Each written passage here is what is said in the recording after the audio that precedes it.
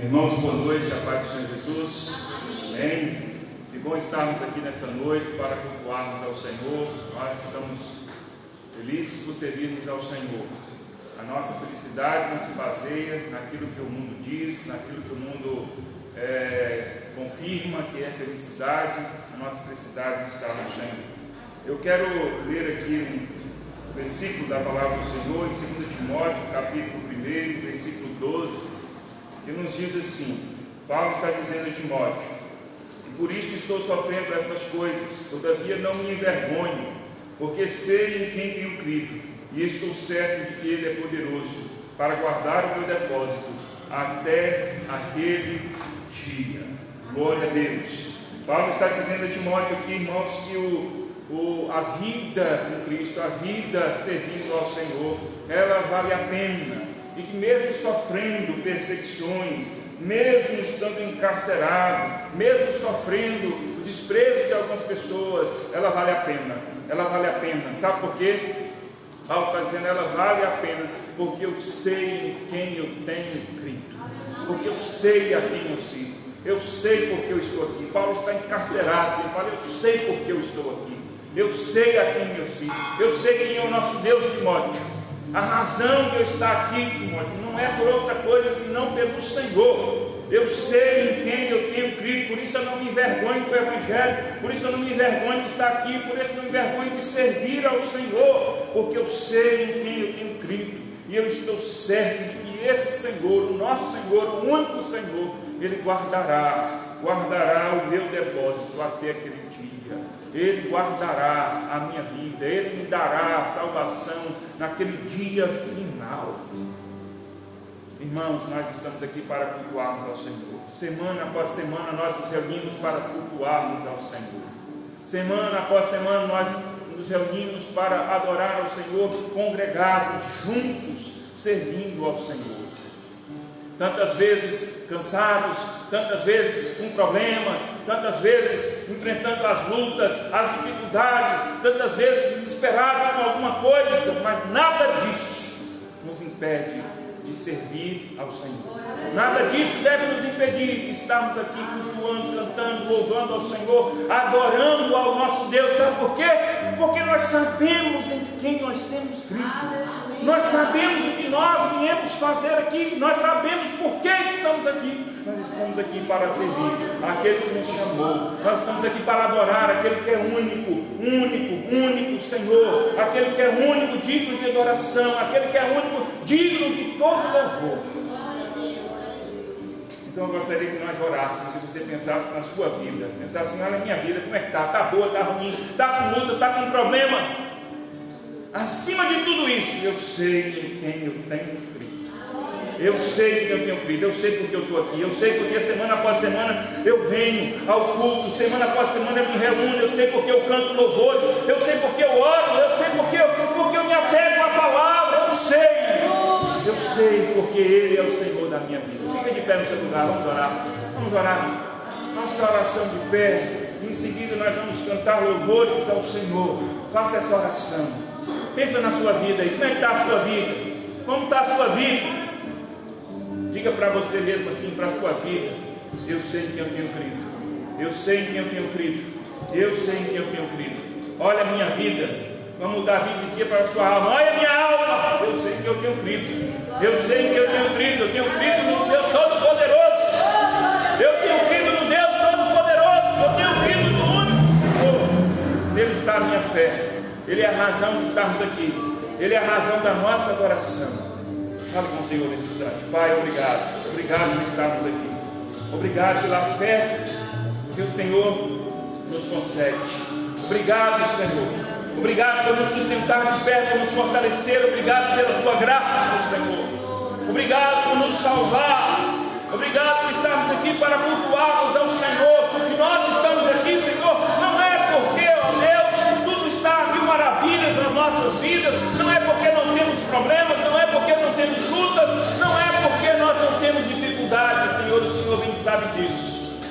Nós estamos aqui porque nós sabemos em quem nós temos crido. Nós estamos aqui porque nós sabemos que Tu és o Senhor das nossas vidas. Tu és aquele que é digno de ser louvado, digno de ser adorado, digno de honra, digno de todo louvor. Nós, ó Deus, estamos aqui para adorar. Recebe a nossa adoração nesta noite. Nosso culto é para o Senhor. Recebe os nossos cânticos de louvores. Eu sei que o Senhor ouve as nossas orações. Abençoa-nos nesta noite mais uma vez, como igreja do Senhor, reunida neste lugar. E que dos nossos lábios fluam, Senhor, cânticos de louvores ao Senhor, e que o Senhor seja adorado através das nossas vidas. Que as nossas lutas, os nossos problemas, as nossas dificuldades, as nossas angústias fiquem em segundo plano nesta hora, Senhor, para que nós cultuemos ao Senhor. Seja adorado, seja engrandecido neste lugar. Abençoa cada irmão aqui, Senhor.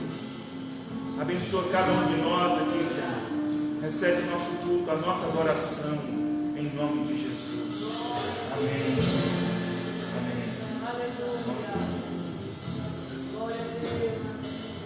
Aleluia. Nós temos um Deus em que podemos confiar. Amém. E que podemos descansar, como o pastor já falou aqui nessa noite, um Deus, onde João disse que é o amor verdadeiro. E esse amor lança fora todo medo. E que nessa noite, se houver algum medo no seu coração, nos seus pensamentos, na sua alma, permita-se lançar fora esse amor. Lance nele, no amor que é Cristo, porque nós temos um Deus que é fiel. Nós podemos nos alegrar nele, não importando a situação, não importando a circunstância. Ele é esse Deus que podemos descansar e dizer: Deus, eu te amo. Nós te amamos, Senhor.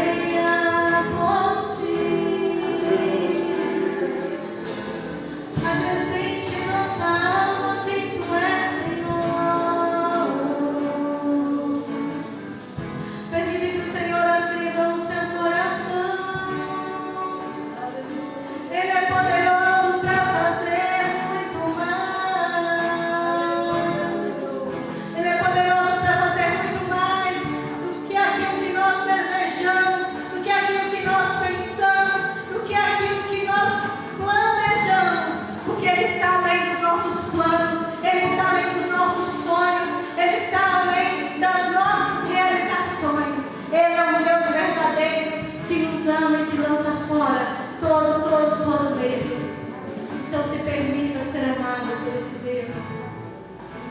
Que essa alma, que esse desejo da nossa alma venha todos os dias reinar nos nossos pensamentos, nos nossos corações, em nome de Jesus. Vamos receber o Espírito, ouvir a palavra do Senhor nessa noite.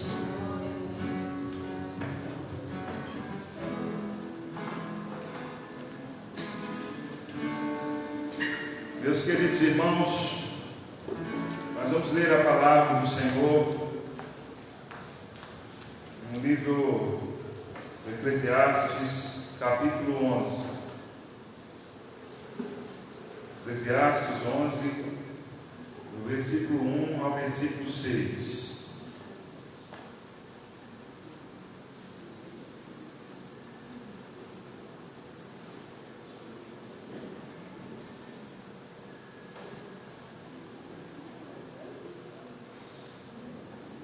Que depois é do livro dos Salmos, depois de Provérbios,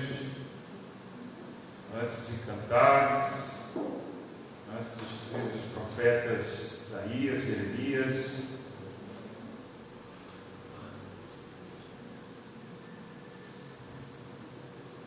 Todos encontraram? Amém. A palavra do Senhor nos diz assim: lança o teu pão sobre as águas, porque depois de muitos dias o acharás. Reparte com 7 e ainda com 8, porque não sabes que mal sobrevirá à terra. Estando as nuvens cheias, derramam aguaceiros sobre a terra, caindo a árvore para o sul ou para o norte, no lugar que cair, ali ficará. Quem somente observa o vento nunca semeará, e o que olha para as nuvens nunca cegará. Assim como tu não sabes qual o caminho do vento, nem como se formam os ossos no ventre da mulher grávida, assim também não sabes as obras de Deus, que faz todas as coisas.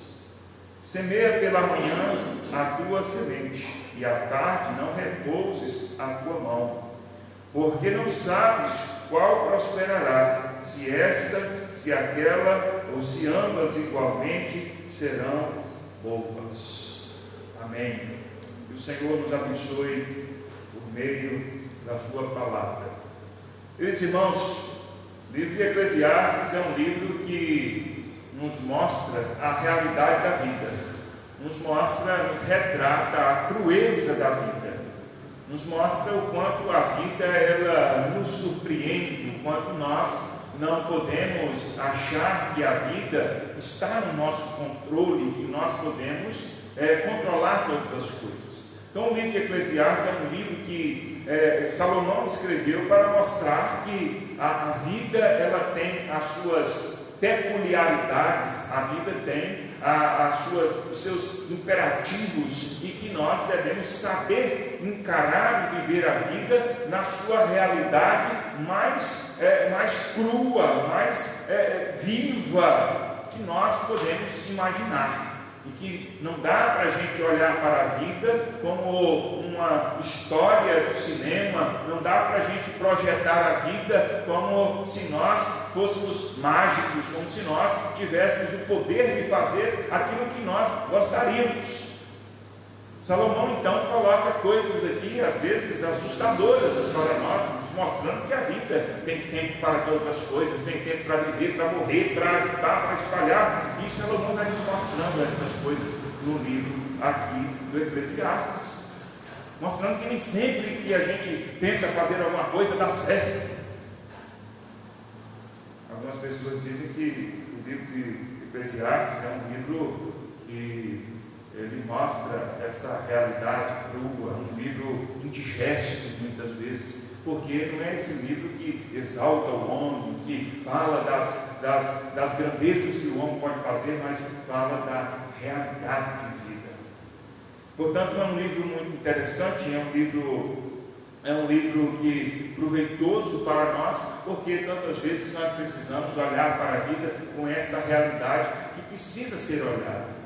Com essa realidade que não é um mundo da fantasia, que não é simplesmente como algumas pessoas querem imaginar, E aí eu fico pensando naquelas pessoas, né, da autoajuda, que simplesmente querem fazer algumas confissões positivas. E quando eu digo autoajuda, eu não quero nominar aqui A ou B, ou fulano ou ciclano, mas as pessoas que têm essa mentalidade super positiva, como se pensar positivo por si só fosse nos dar alguma condição de viver uma vida melhor. Nada contra pensar positivo. Pensar positivo é uma coisa boa, mas não podemos nos apegar simplesmente a pensar positivo. Não podemos nos apegar simplesmente a pensar que vai dar certo. Entendeu? Você simplesmente fala assim: pensa que o sol é verde, que ele é verde. Pensa aí que o sol é verde. E ele é verde, é verde, é verde, é verde, é verde, é verde. Não, o sol não vai se tornar verde porque a gente quer que o sol se torne verde.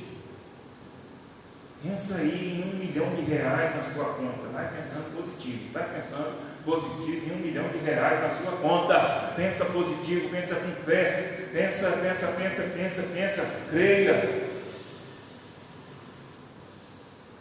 Você sim que ia gastar o pensamento da gente só assim para que as coisas acontecessem. Repito, não estou dizendo que a gente não deve pensar positivo, que a gente tem que pensar negativo. E o livro Eclesiástico não está dizendo que nós temos que pensar negativo, mas que nós precisamos encarar a vida com a sua realidade. Com a realidade que precisa ser encarada, com a realidade realmente que é. E não basta a gente achar que a vida são flores, que a vida tem os seus ideais a serem alcançados e que simplesmente a gente vai alcançar, que simplesmente vai ser como nós desejamos, como nós planejamos. Não é. Isso é para nos desanimar? Não, o contrário, é para nos animar. O livro de Eclesiastes é para dizer assim: apesar da vida ser assim, eu quero mostrar essa realidade para que cada um de nós esteja preparado para enfrentar essas realidades da vida. Porque se a gente não estiver preparado, se a gente se engana, se a gente aprende uma coisa errada, a gente não estará preparado. Você seria capaz de ensinar para o seu filho assim: meu filho, o mundo é bom, todas as pessoas são boas, o mundo é maravilhoso, todas as pessoas que você encontrar pela rua são pessoas boas, gentis, são pessoas agradáveis, são pessoas bem intencionadas. Você ensinaria isso para o seu filho?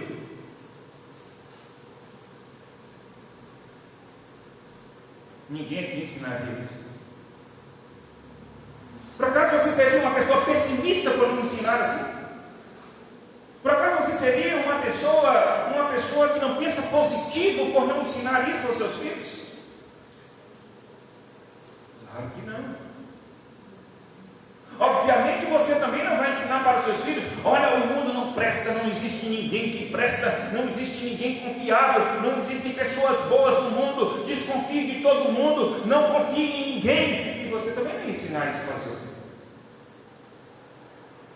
Porque imagine só, ele ia para a escola, na rua, na igreja, e fala assim: ninguém presta, ninguém é confiável, ninguém é bom, não devo confiar em absolutamente ninguém. Se você ensinar seu filho também, você vai criar um sério problema. O que nós tentamos? Nós tentamos ensinar alguma coisa equilibrada. Nós tentamos ensinar para os nossos filhos que eles devem aprender a andar nesse mundo. É assim. Eu estou falando do filho porque é o modo como nós nos ensinamos, é o modo como a palavra de Deus nos ensina. Nós devemos saber viver de maneira equilibrada, nem tanto nem tão pouco. Não podemos achar que a vida é mil maravilhas, mas também não podemos pensar que a vida não vale nada, porque foi Deus que criou a vida. E apesar de nós sermos pecadores, apesar de nós termos bagunçado o projeto todo aí no Éden, mas o Senhor, com a sua graça, imediatamente nos providenciou o escape.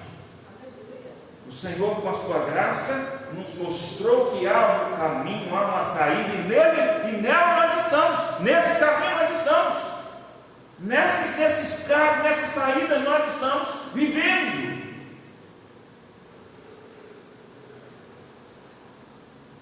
Então, meus amados irmãos, nós buscamos um equilíbrio.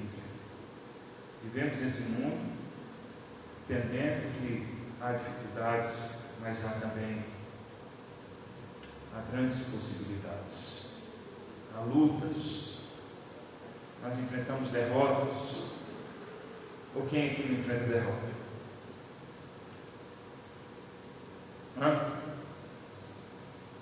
Ou é só vitória, só vitória, só vitória, só vitória? Não, o crente não pode ter derrota. O crente não pode ter derrota. Não pode. O crente não pode ter derrota. Bom, na nossa acepção, nas nossas lutas, às vezes nós enfrentamos, temos derrotas, sim. Claro, nós não somos perfeitos. Existem aquelas derrotas verdadeiras mesmo, que eu chamo de derrotas verdadeiras. São aquelas que nós poderíamos vencer e não vencemos. Nós somos verdadeiramente derrotados. E existem aquelas derrotas que não são derrotas verdadeiras, que nós chamamos de derrota, mas que não são derrotas. Calma lá, eu não vou explicar. Eu não sei como um vídeo que circula aí na internet, que alguém fala alguma coisa e parece que fala e fala o contrário e faz uma bagunça. Viram aí? Tem um videozinho assim por aí rodando. Então existem aquelas derrotas que são derrotas verdadeiras, que são derrotas que nós poderíamos ter tipo a vitória. São derrotas verdadeiras mesmo. Quando nós somos derrotados pelo pecado, por exemplo, e nós deveríamos ter vencido e não vencemos. Agora existem derrotas que são derrotas verdadeiras. Que não são derrotas verdadeiras. São aquelas derrotas que nós interpretamos como derrota, mas que não é. São aquelas coisas que nós, como crianças, desejamos e Deus não nos dá, Deus não realiza, e nós ficamos com aquela sensação de que fomos derrotados, mas que na verdade não fomos. Nós fomos conduzidos na vontade do Senhor, fomos conduzidos no outro caminho, noutra direção. É quando o Senhor tantas vezes nos tira algo que nós não poderíamos estar com aquilo. Entendeu? É o espinho na carne de Paulo. É uma derrota? É uma derrota? Não. Mas Paulo aparentemente entendia que era uma derrota e orou. E naquela luta ele foi derrotado. Naquela empreitada, naquela missão de oração diante de Deus, com o seu espinho na carne, Paulo teve sucesso, Paulo teve vitória? Não, ele foi derrotado. Mas não foi uma derrota verdadeira. É uma derrota na concepção humana, na nossa concepção. E aí Paulo fala, aquilo que eu estava pensando, que seria uma derrota escandalosa na minha vida, o Senhor fez com que isso continuasse na minha vida, com que isso permanecesse. Aí você fala assim, mas isso é pecado? Não, o Senhor não faria com que Paulo permanecesse no pecado. Não se trata de pecado. Nós não sabemos ao certo que é o espinho na carne de Paulo, e essa não é a questão aqui. Mas aquilo que para Paulo incomodava, aquilo que Paulo queria vencer, aquilo que Paulo queria destruir, aquilo que Paulo queria acabar, aquilo que Paulo queria tirar da sua vida, Deus disse, vai ficar.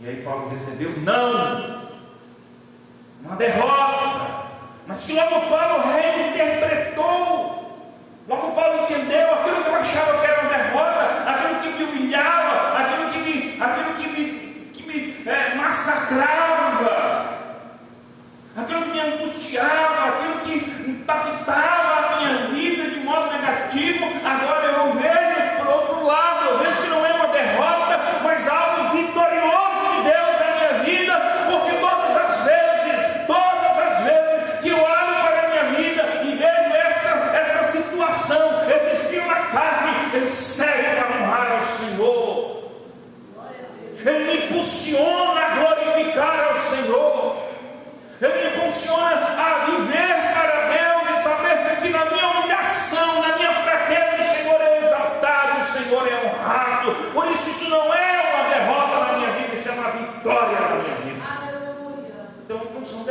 verdadeiras. Às vezes nós precisamos reinterpretar algumas derrotas e nós achamos que estamos fracassando, mas é Deus agindo nas nossas vidas. Então, voltando aqui, o livro de Eclesiastes mostra que a vida é assim, entendeu? Nos mostra que a vida ela é repleta dessas coisas. Nós é que ficamos tantas vezes embaraçados, nós é que ficamos tantas vezes angustiados, porque nós gostaríamos, na verdade, que a vida fosse redondinha, que a vida não fosse complexa, que a vida fosse mais simples, que a vida fosse mais matemática, que a gente somasse 2 mais 2 são 4 e pronto. Mas na vida não é assim, 2 mais 2 não são 4, porque você soma 2 mais 2, mas quando você falou 2, o mais 2 não é mais 2, não tem mais os 2, é só 1 ou se torna 3, e é complexo. Você fala, peraí, mas era 2 mais 2, e agora volta, tem 2, mas não são mais 2, agora são 3, então não são mais 2, e às vezes dá certo a conta, às vezes não dá, já mudou. A vida é complexa, a vida tem seus altos e baixos, às vezes a gente acerta, erra, a gente planeja e funciona do jeito que a gente planejou, às vezes as coisas não acontecem como nós planejamos. E aí? Se é para nos desanimar, se é para nos jogar para baixo, se é para dizer assim, ó, a vida não é boa não é isso. É simplesmente para nos preparar. Como nós fazemos com os nossos filhos. A gente não diz para os nossos filhos, o mundo é bom e tal. Inclusive as pessoas que fazem qualquer coisa parecida com isso,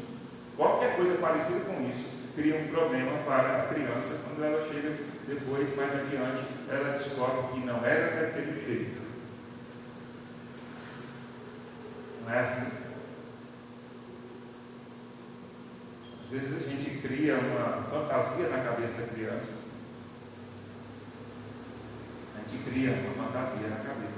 Depois ela chega na adolescência, ela descobre que aquela fantasia era uma fantasia. Só que enquanto criança ela não entendia que era uma fantasia.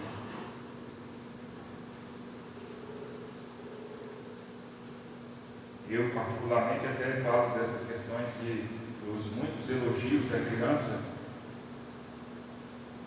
Eu sei que tem gente que não concorda com isso, mas não é que a gente não deve elogiar a criança, mas às vezes a gente elogia tanto a criança que ela cria um mundo à sua volta, ela se acha a pessoa mais inteligente, a pessoa mais especial, ela se acha a pessoa mais bonita, linda, princesa, príncipe, é o melhor, é isso, é aquilo outro, e a gente vai criando esse mundo em volta da criança, e defender a criança em tudo, né? A gente vai defendendo, protegendo em tudo. Ali o menino briga com o outro, a gente vai lá e briga com todo mundo por causa do menino, por causa da criança. A criança segue sem problema e a gente fica com os problemas. A gente vai criando esse mundo para a criança e ela fala assim, o mundo é bom. O mundo não tem um problema, tem sempre alguém que me defende, tem sempre alguém que resolve as minhas causas. Eu sou uma pessoa especial, sou uma pessoa muito inteligente, eu sou a pessoa mais linda desse mundo, eu sou a pessoa tal. E eu já falei isso aqui tantas vezes, não é?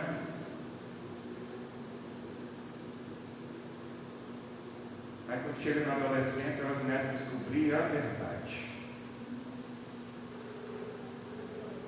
Aí ela encontra aquele espelho mágico lá da Branca de Neve, né? Espelho meu. Existe alguém mais belo ou mais bela do que eu? E o espelho não mente. Você assim, você não é feio não, você não é horrível não, mas é uma fila grande na sua frente aí, viu? O quê? Tem muita gente na sua frente. Não é só a Branca de Neve, não é só o príncipe encantado, não. Tem muita gente na sua frente. E aqui eu só estou citando um exemplo, claro, não que beleza em si tenha algum valor em si, não é isso. Só para dizer que às vezes a gente cria uma imagem e depois ela se desfaz. A gente fica vivendo como se essas coisas fossem verdadeiras.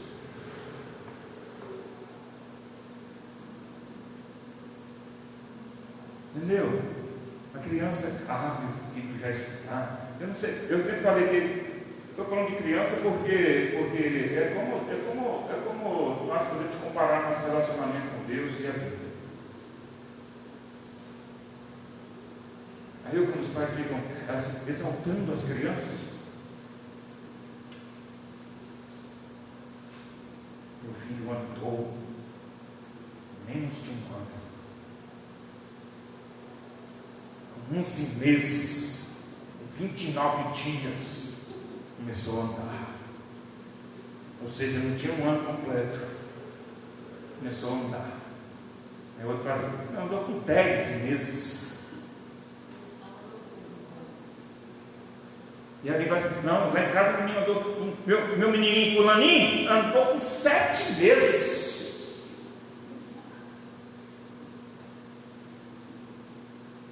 É como se esse que tivesse andado por 7 meses, 8 meses, fosse mais longe na vida. Os pais falam isso contando com uma vantagem, como se, não, ele andou por 7 meses, ele vai deixar todos esses para trás. Esses que andaram depois de um ano, coitado, eles são atrasados na vida. E qual a importância disso? E aí a gente fica falando essas coisas. Um ano já fala tudo. E desde quando um ano de idade falar tudo tem alguma importância, tem alguma vantagem? Fala para mim, não tem. Desde quando? E só mostra que a criança não é muda. Só isso. Ó, já fala papai, mamãe, de tio, já fala do irmão, já fala tudo, já fala comida, papai já fala isso, aquilo, outro e tal. Fala assim, poxa. É quase que dizendo assim, minha criança, meu filho é super dotado. Um mundo que espere. Mas está surgindo aí um gênio. Os pais vão criando essas ilusões para os filhos, vão criando essas ilusões, e aí os filhos crescem, aí vai lá, olha para você ver, já sabe as cores tudo, 1 ano e meio, com essa, amarelo, verde, branco, pronto.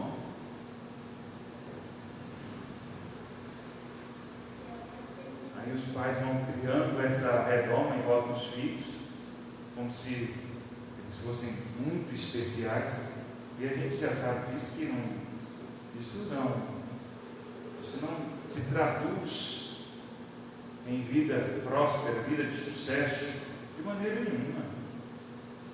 Às vezes até o contrário, quando a gente explora isso nas crianças, em excesso, a gente tira a criança que tem, tira a criança da sua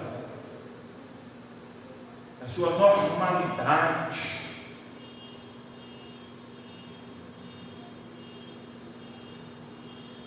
E aí nós vamos criando essas coisas. E aí os filhos crescem, aí botou na cabeça deles, que eles andaram com 7 meses, com 8 meses, que eles já falavam tudo, que é muito inteligente, que é muito bonito, que é especial e que é isso, aquilo, outro. Aí frustra o filho, frustra a gente, frustra todo mundo.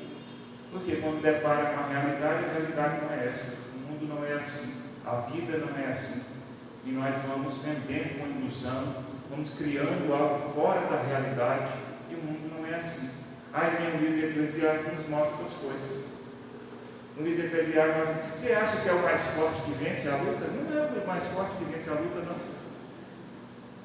Você acha que é o que é bam lá, que faz esse luta, e acha que ele é o melhor? Não é não. Nem sempre. Nem sempre o mais forte vence a luta, nem sempre o mais veloz ganha a corrida. É isso que o livro de Eclesiastes fala. Aí você, puxa, mas aí pegou. Devia ser o mais forte. Então assim, é isso mesmo. Às vezes a vida não tem essa lógica que você está pensando que tem, não. Às vezes não é assim a mais forte vence a luta, o mais rápido vence a corrida. Não. Não é bem assim, não. Aí alguém fala assim, agora eu não entendi mais nada. A gente não entende mais nada. O que a gente precisa entender é que a vida não é tão simples como algumas pessoas querem pensar que é. A vida tem suas complexidades. Mas isso é para nos desanimar? Não, não é para nos desanimar, é para nos preparar. É para nos mostrar assim, eu preciso saber viver a vida. Eu preciso saber o que esperar da vida. Eu preciso saber caminhar, sabendo que a vida tem essas coisas.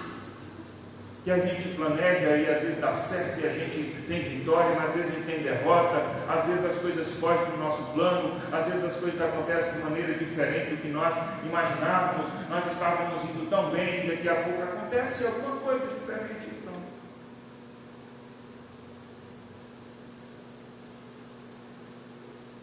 morre o pai, morre a mãe, morre o filho, morre a esposa, morre o marido, mudou totalmente a vida.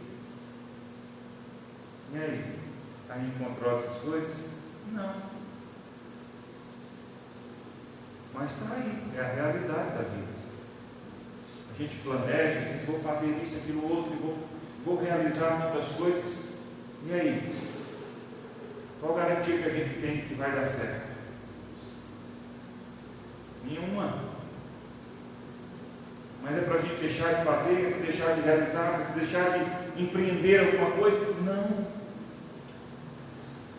Só serve para que a gente pense melhor, para que a gente esteja mais atento, para que a gente seja mais diligente, para que a gente tenha melhores cuidados para viver a vida, que a vida real é essa. Então, irmãos, ainda assim, introdutoriamente, esse aqui é o texto que eu quero trabalhar, não apenas hoje, mas eu quero continuar na próxima, ou talvez nas próximas quintas-feiras, e aí eu quero colocar aqui que o livro dos Provérbios nos traz essa realidade. E agora o texto que nós lemos é uma pequena porção do livro dos Provérbios, ou Eclesiastes, por exemplo. O provérbio está aqui do lado, já passou.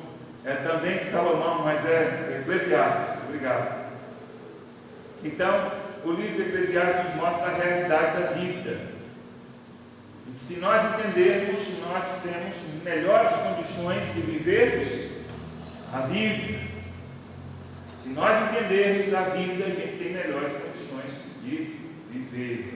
E aí esse texto que nós lemos aqui no Eclesiastes é apenas uma pequena porção daquilo que todo o livro nos fala, obviamente. E eu quero falar um pouco aqui sobre a vida real e colocar dentro desses 6 versículos que nós lemos aqui, princípios para uma vida próspera e equilibrada. E eu quero colocar nesses termos, uma vida próspera e equilibrada. Quem de nós não quer ter uma vida próspera e equilibrada? Uma vida próspera não significa, nós costumamos associar a prosperidade à questão financeira. Não está errado associar a prosperidade à questão financeira, mas prosperidade está muito além da vida financeira. Prosperidade tem a ver com o avanço das nossas vidas. A gente avança na vida financeira, aí avança em todas as outras áreas da vida. A gente avança como crente, a gente avança como família, a gente avança como profissional, a gente avança nas nossas emoções, a gente avança no nosso conhecimento, e tudo isso vai nos tornando pessoas prósperas. Então, prosperidade não se resume, como muito se tem falado no nosso contexto, na nossa cultura brasileira, às questões financeiras. A gente, quando vai falar assim, alguém enriqueceu, alguém está ganhando dinheiro, fala que o homem está prosperando. Não é?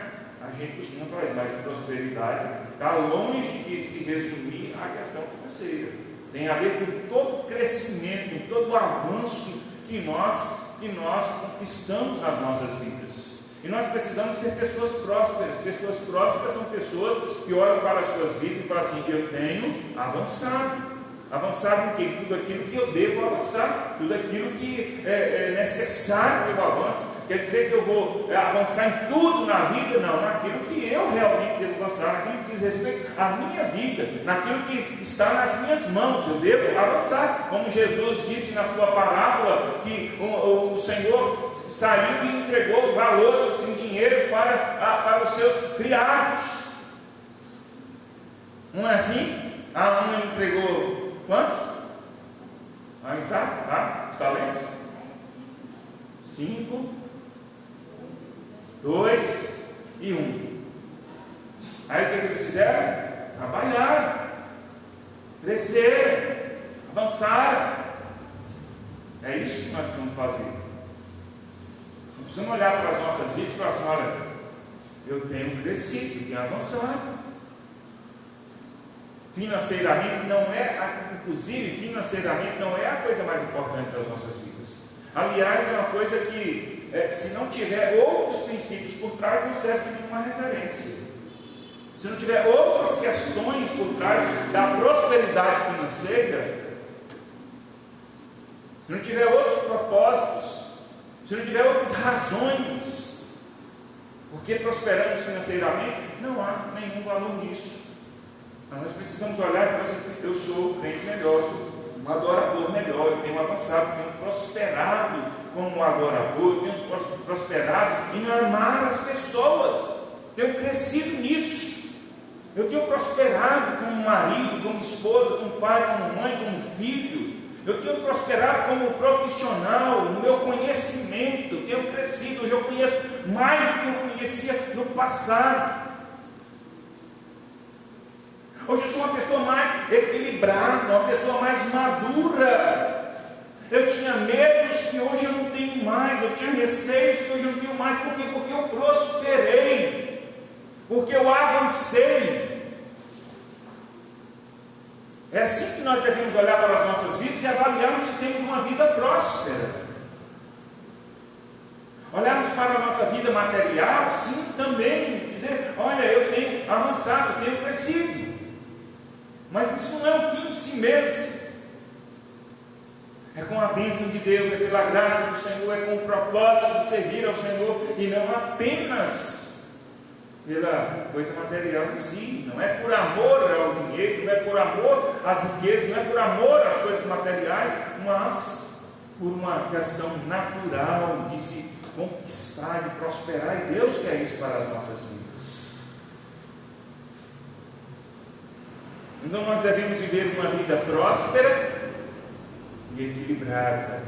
Equilibrada quer dizer que nós devemos prosperar na medida que não compromete outras coisas nas nossas vidas. Então deixa eu falar sobre isso aqui para você. Eu estou só na introdução, eu não entrei no texto, não se preocupe não. Uma vida próspera e equilibrada tem que ser uma vida. O que é equilíbrio que eu quero colocar aqui? É uma vida que todos os nossos caminhos, todas as vertentes em que prosperamos, elas precisam estar equilibradas, precisam se harmonizar. De que adianta ser próspero? De que adianta ser próspero financeiramente e você deixou de ser crente?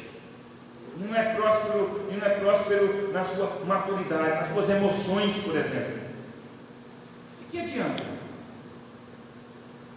Vai ganhar dinheiro para gastar com terapia,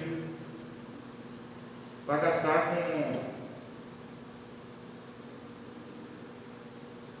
com recursos, gastar os seus recursos em coisa que você poderia ter sido diferente nesse caso. Nada contra a terapia em si. Estou falando que se a pessoa gasta o seu tempo só para ganhar dinheiro, ela vai compromete sua saúde física, emocional. E que adianta ser próspero financeiro e perder a família?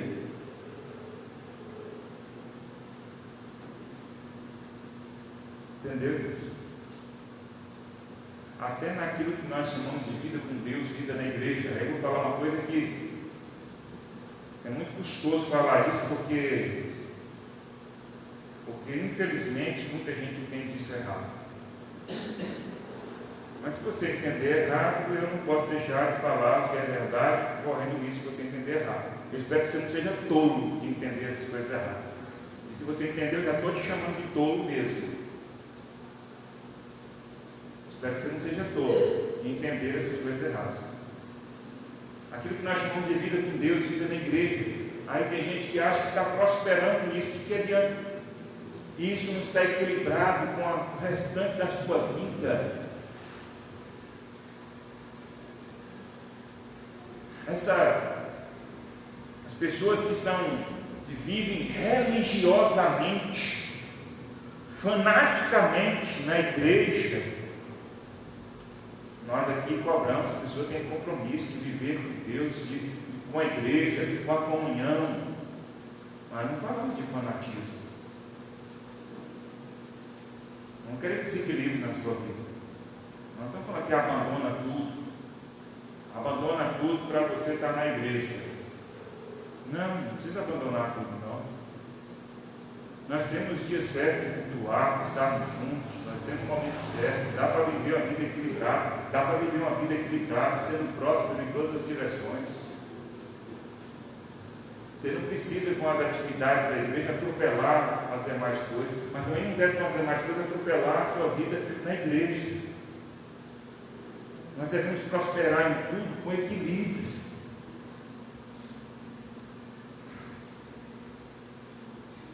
Quantas famílias isso acontece, principalmente com as mulheres,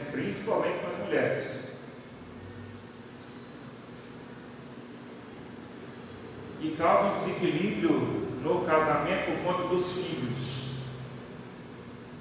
Desequilíbrio. Aquele casal bonito, casou, saudável, tem uma vida bonita, se amam, tem prazer de viverem juntos. E aí vem os filhos. E aí você tem que fazer o quê? Tem que prosperar, cuidar dos filhos, avançar, mas não pode descuidar do casamento. Tem que ter equilíbrio. Agora eu continuo cuidando do casamento, da vida conjugal, mas também tenho que cuidar dos filhos. Paternidade, a maternidade. Tem que ter todo cuidado, tem que ter toda atenção. Obviamente, é claro. Mas vocês sabem muito bem disso, que existem pessoas que simplesmente atrofiam o casamento por conta dos filhos. Começam a viver em função dos filhos.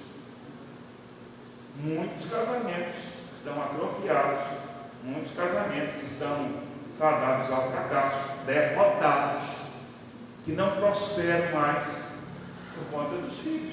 Não que os filhos são culpados, não. Por conta de pais que passam a olhar para os filhos somente e não cuidam do casamento. É uma vida desequilibrada. Aí com toda aquela boa intenção de criar bem os filhos, mas prosperar nessa direção, mas causa um desequilíbrio. Então a gente quer viver a vida bem, a vida real é essa. A vida real é que a gente quer prosperar, e a gente deve prosperar em tudo, a gente deve crescer em tudo, a gente deve avançar em todas as direções, em todas as frentes, mas nós precisamos ter equilíbrio, nunca trocar uma coisa por outra. Nunca suprimir uma realidade da vida por conta de outra realidade. Nunca desvalorizar alguma área da vida da gente por conta de alguma outra área.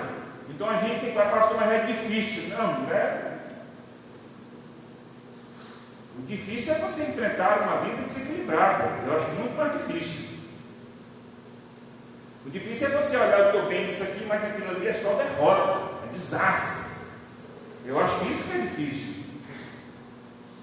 O difícil é você olhar assim, eu estou ganhando dinheiro, estou bem na empresa, estou bem no trabalho, mas meu casamento acabou, meus filhos não me amam. Acho que isso que é difícil. Aí você fala, estou bem com a minha família, bem no meu casamento, mas a minha vida na igreja, minha fé esfriou. Acho que isso que é difícil.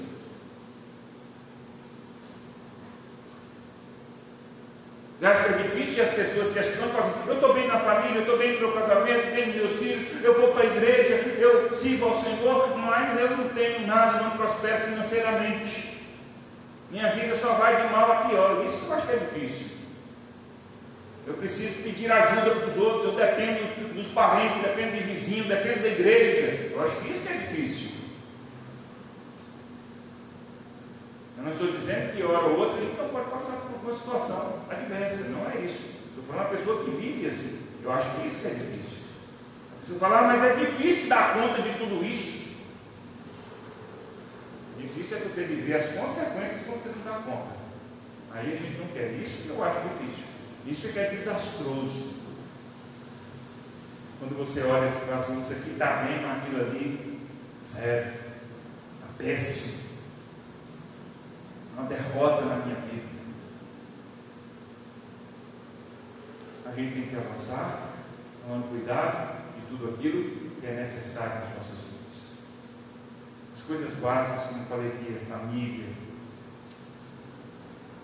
a igreja, o trabalho, vida financeira, o serviço do Senhor, relacionamentos, amar o próximo, cuidar da nossa saúde física, emocional. Entendeu? Ah, mas é muita coisa. Não, não é muita coisa não. A vida é assim. Isso é a realidade da vida. É difícil? Não. Não é difícil. Difícil é você não fazer, é não cuidar e ter que lidar com um desastre, com uma derrota em alguma área da sua vida. Isso é que é difícil. Asseguro isso a você. Pare e pense quantas pessoas você conhece que são frustradas e derrotadas em alguma área da vida. E você fala assim, de que adianta ter isso aqui bem, de que adianta isso aqui tá ótimo e isso aqui está nessa condição de derrota, de desastre. De que adianta? Isso é que é difícil, isso é que é triste. Então a gente precisa viver uma vida próspera e equilibrada. Uma vida próspera e equilibrada. Amém? Eu vou ficar por aqui. Na semana que vem a gente entra no texto. E aí eu quero falar de algumas questões que são princípios para essa vida próspera e equilibrada dentro desse texto, dentro daquilo que esse texto nos diz. Esse primeiro versículo que nós lemos é um versículo bastante conhecido e às vezes passível de ser interpretado de muitas maneiras e não é à toa. Ele realmente é um versículo que tem várias interpretações, mas nós vamos tentar olhar para um princípio, para as nossas vidas e aprendemos aqui, aplicando a vida real para termos prosperidade e equilíbrio. Então, são 6 princípios aqui, um em cada versículo, para que a gente reflita, para termos uma vida próspera e equilibrada, entendendo a realidade da vida. Entendendo a realidade da vida, como o livro de Eclesiastes nos mostra. Amém? Vamos orar, vamos agradecer a Deus por Deus é maravilhoso, por Ele nos mostrar a realidade da vida. Eu fico maravilhado com a Bíblia, com o que o Senhor faz por nós, porque o Senhor não nos engana. O Senhor não nos engana. A palavra de Deus ela é clara, é transparente, é real, é verdadeira. Ela não diz alguma coisa que não vai ser, ela não nos engana. Ela não nos diz assim, olha, vai na fé que vai dar tudo certo, vai ser só vitória. Não, ela não nos diz assim. Ela nos diz que no mundo tereis aflições. Ela nos diz assim. Ela nos mostra que às vezes aquilo que nós queremos fazer a gente não consegue, aquilo que a gente não quer fazer é o que a gente faz, que a gente vive nesses conflitos. Mas em tudo ela nos diz que nós podemos caminhar, podemos prosperar e vivermos com equilíbrio. Nós damos graças a Deus por isso. A palavra do Senhor é maravilhosa, ela nos ensina. E cada vez que nós aprendemos mais e praticamos, nós vamos constatando o quanto o Senhor sabe sobre a vida e o quanto nós imaginamos que sabemos. De fato, o Senhor sabe sobre a vida. Graças a Deus por isso. Vamos orar, em seguida vamos cantar o cântico, que o Senhor nos agracie para viver essa vida. Pai Santo, obrigado por nos dar a vida. A vida é um presente do Senhor. A vida é uma dádiva do Senhor. Obrigado, Senhor. Obrigado por nos ensinar a viver a vida.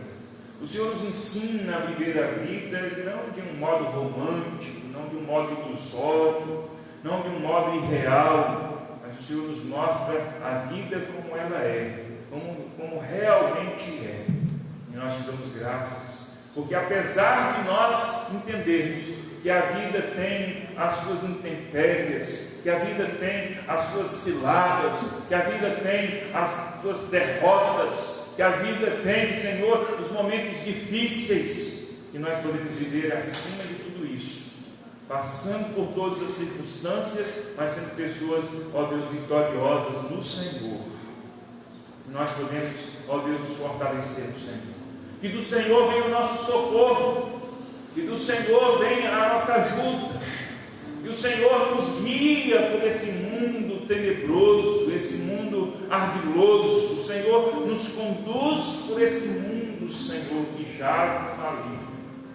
A vida real, Senhor, ela pode tantas vezes nos surpreender, tantas vezes nos machucar, mas o Senhor sempre está conosco. O Senhor não nos abandona. O Senhor supre as nossas necessidades. O Senhor cuida das nossas feridas. Tantas vezes o Senhor até cura as nossas feridas. O Senhor nos dá a certeza de que não importa o que a gente passe nesse mundo, como lemos no início do culto, o Senhor guarda-nos para aquele dia, o dia final, quando os mortos ressuscitarão, os que tiverem vivos serão transformados, em que todos nos encontraremos com Cristo, onde aí sim teremos uma vida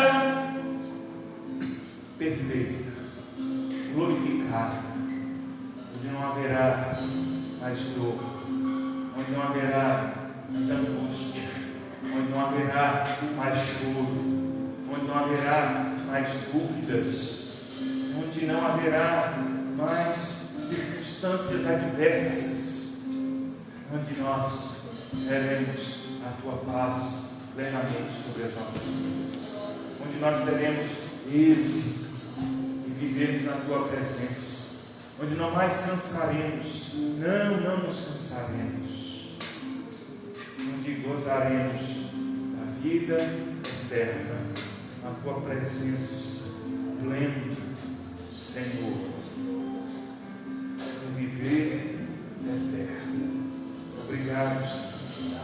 Fortalece-nos, ó Deus, enquanto isso, para vivermos a vida aqui com sabedoria, com prosperidade, com equilíbrio. Nós queremos aprender do Senhor, da tua palavra, a vivermos essa vida, Senhor, em que nós vamos lutando, batalhando, enfrentando as realidades, confiando no Senhor, não baixando a cabeça, não nos entregando, Senhor, às calamidades desse mundo, não nos entregando, Senhor, às dificuldades da vida, mas caminhando, lutando, enfrentando, confiando no Senhor, que tudo pode, que é poderoso para nos abençoar e nos conduzir até o dia de Cristo. Seja assim em nossas vidas, seja assim, ó Deus, na tua igreja. Nós sabemos uma coisa: o Senhor é fiel. O Senhor que começou a boa obra em nossas vidas, o Senhor haverá de concretizá-la até o dia de Cristo. Sabemos que a igreja chegará ao final, triunfante e vitoriosa diante do Senhor. Muito obrigado, Senhor. Muito obrigado. Que os nossos corações sejam abertos, preparados cada dia para receber a tua palavra, para prosperarmos santidade, para nos aperfeiçoarmos, para desenvolvermos a nossa salvação, para nos tornarmos mais próximos do Senhor, para conhecermos mais do Senhor e prosseguirmos em conhecer. Essa é a prosperidade mais relevante que nós podemos buscar em nossas vidas. É adorarmos ao Senhor, buscarmos ao Senhor, conhecermos ao Senhor, de fé em fé, de glória em glória, na tua presença. Muito obrigado. Seja assim na vida de cada um de nós, no nome de Jesus. No nome de Jesus. Amém. Os irmãos do louvor cantaram cântico. Quando nós cantamos, você que trouxe sua contribuição, entregue honra, adoração, gratidão ao Senhor, de tudo tem feito, tudo tem nos concedido. O Senhor tem sido bom, o Senhor nos dá força, saúde, sabedoria para vivermos a vida, para conquistarmos tudo que temos. Que a nossa vida e tudo que temos seja para a honra do Senhor. E vamos uma vida honrosa diante de Deus, com tudo que somos, com tudo que sabemos, conhecemos, com tudo que temos, com tudo que o Senhor tem proporcionado a nós. A Ele a honra, a glória e toda a adoração. Para sempre. A Ele todo o louvor.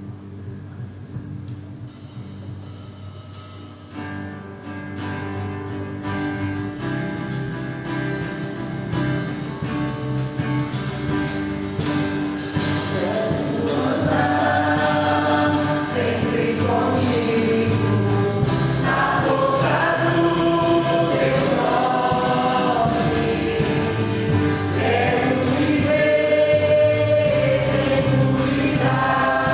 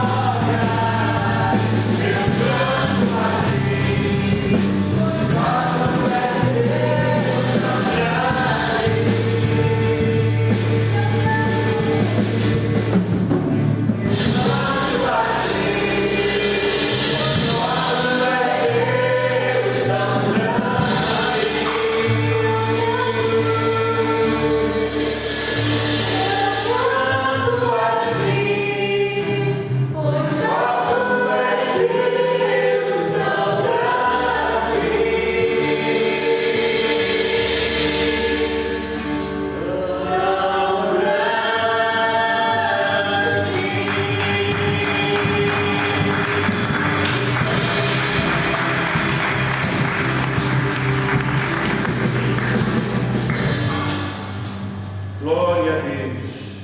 Oremos em gratidão ao Senhor nesse momento, irmãos. Pai, te damos graças. Obrigado por esta noite. Obrigado por esse encontro, ó Deus, com os irmãos, para cultuarmos a Ti, Senhor. Como é bom, Senhor, vivermos na comunhão, servindo ao Senhor em adoração. Pai, obrigado. Obrigado. Obrigado por nos chamar. Obrigado por nos salvar. Obrigado por nos proporcionar a vida do corpo de Cristo. Continua nos abençoando. Nós precisamos das Tuas bênçãos todos os dias. Continua derramando sobre nós a Tua graça. Abençoa cada um aqui, Senhor, cada família, em nome de Jesus. Que o Senhor alcance cada um com paz, com alegria. Que o Senhor alcance cada um com renovo. Que o Senhor alcance cada um com saúde, ó Deus, em nome de Jesus. Pai Santo, colocamos-nos diante do Senhor. Dirige os nossos passos. Conduze-nos, ó Deus, de acordo à Tua vontade. E é certo que só assim o Senhor faz. É certo que o Senhor não faz a nossa vontade, mas faz a vontade do Senhor. Que seja assim em nossas vidas. Seja feita a Tua vontade, Pai querido. Ó Pai, nós haveremos de prosseguir, servindo ao Senhor, aprendendo e conhecendo o Senhor cada dia mais. Recebe a nossa adoração. Nosso culto é ao Senhor e somente ao Senhor. Obrigado, Pai. No nome de Jesus que nós oramos e agradecidos estamos ao Senhor nesta noite. Que o amor de Deus, o nosso Pai Celeste, a graça do nosso Senhor e Salvador Jesus Cristo, que a comunhão do Espírito Santo esteja conosco, todo o povo de Deus, hoje e sempre. Amém. Deus te abençoe. Na paz do Senhor Jesus.